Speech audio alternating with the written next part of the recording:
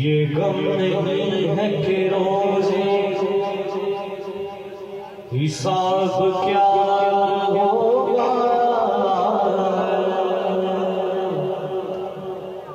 मैं नात सुनता हूँ,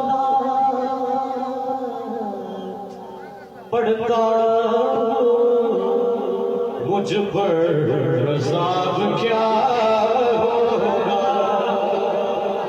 ये गम नहीं है कि रोज़े हिसाब क्या होगा, क्योंकि मैं नात सुनता हूँ, नात पढ़ता हूँ, मुझ पर अज़ाब क्या होगा।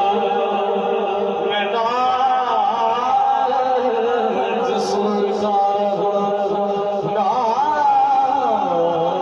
पढ़ता हूँ, मुझ पर अज़ाब क्या होगा। और मेरे तो हाथों में होगा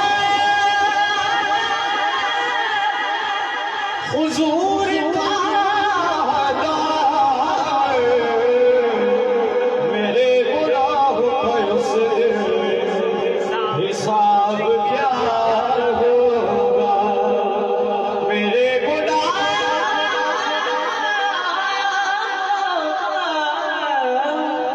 उससे हिसाब क्या,